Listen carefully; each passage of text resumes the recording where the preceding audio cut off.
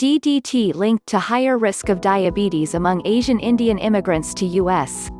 Previous exposure to the pollutant DDT, dichlorodiphenyl trichloroethane, may contribute to the risk of diabetes among Asian Indian immigrants to the United States, according to a study from the University of California, Davis.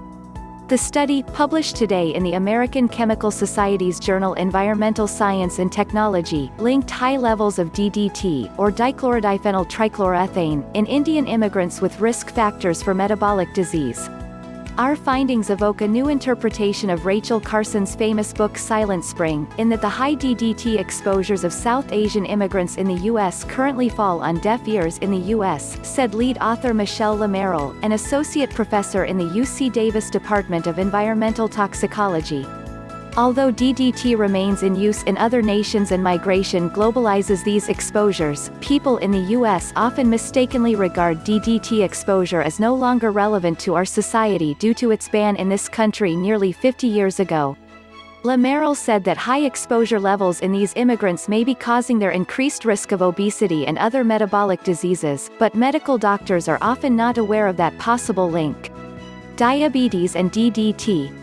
Asian Indians have a higher risk of diabetes than other populations, and this risk extends to Indian immigrants in the US, Europe and elsewhere.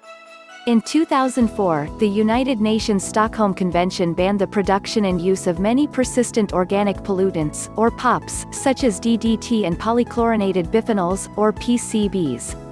However, POP production and use continue in some nations that did not ratify the treaty, including India and other South Asian countries. Previous studies have found DDT in samples taken from the environment, food and people of the Indian subcontinent.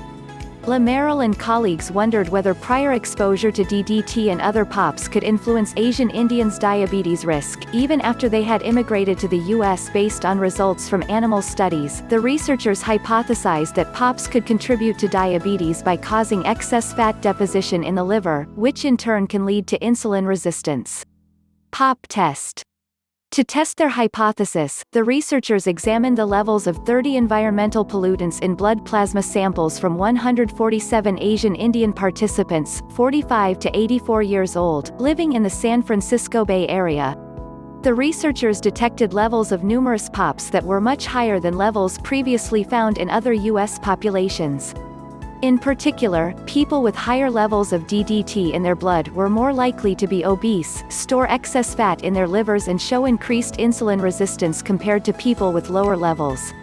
Although more research is needed to establish a causal relationship, these findings could help explain the increased diabetes risk for Indian immigrants and have public health implications for the approximately 1.8 billion South Asians throughout the world, the researchers said.